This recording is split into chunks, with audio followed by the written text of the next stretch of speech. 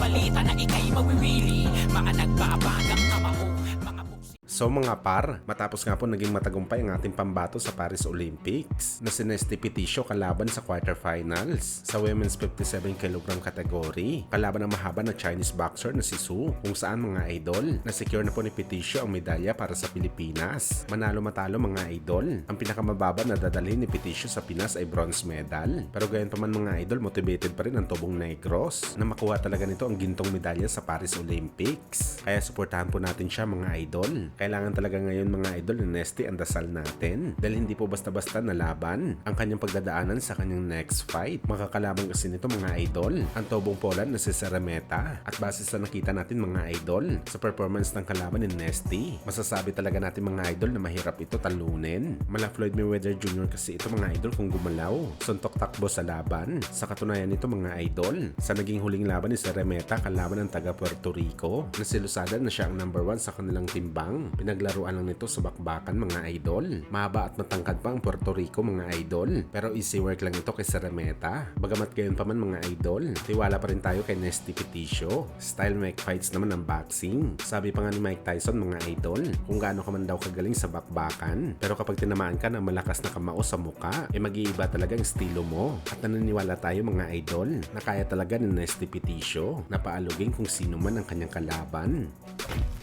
Samantala sa ibang sports naman tayo mga idol, hindi pa nga po nakamubo ng mga Pinoy fans matapos makasungkit ng gintong medalya ang pambato natin sa gymnastic na si Carlos Yulo sa kategory na floor exercise at binigay sa Pilipinas ang pangalawang gintong medalya sa Olympics. Sumunod ito kay Heidelin Diaz, kung saan mga idol, hindi pa pala tapos si Carlos Yulo sa kanyang laban para sa bayan dahil sa ginawang finals po mga idol kagabi. Sa gymnastic vault naman, iginulat po ulit ni Carlos Yulo ang buong mundo nang nakuha nito ang pinakamataas na score sa competition na siya naman ang nagdala sa kanya mga idol sa isa pang gintong medalya para sa Pilipinas. Kaya ibig sabihin nito mga idol, uuwi po mga idol sa Pinas si Kaloy na merong 2 gold medal, kung saan mga idol, agad naman binati ng ating pambansang kamao Manny Pacquiao si Kaloy sa karangalan na dinala nito sa Pilipinas at sa pag-ukit nito ng history sa Philippine sports. Kaya hindi na tayo magugulat mga idol na merong malaking pabuya si Boss Manny na ibibigay kay Kaloy dahil sa hindi nito matatawaran na dedikasyon para masungkit ang gintong medalya sa Olympics. Hindi lang isa kundi 2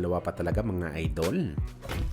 Sa kabilang banda naman mga idol, matapos nga po ang naging dikit na bakbakan sa pagitan ni Terence Crawford kalaban sa Israel Madrimov kahapon, kung saan medyo nahirapan si Crawford na basagin si Madrimov at sa halip siya pa mismo binugbog nito sa bakbakan, kung saan dahil dito mga idol, nag-angas po kaagad si Ryan Garcia kay Crawford. Ano yan mga idol? Masyadong overrated daw na fighter si Crawford. Hype lang daw ang galing nito sa bakbakan, pero ang totoo average lang daw ito mga idol. Wala daw may nakikita si Bagito na may tinalo si Crawford na tunay na malakas na fighter sa bakbakan. Aminin man daw natin o hindi mga idol, ang tinalo niya na si Errol Spence na 1 pound per pound ay hindi na ganun kabagsik kagaya ng dati dahil sa mga injury na tinamo nito. At dito na rin sinabi ni Bagito mga idol na sakali makalaban niya daw si Crawford ay talagang exposed daw ang abutin nito sa kanya sa bakbakan.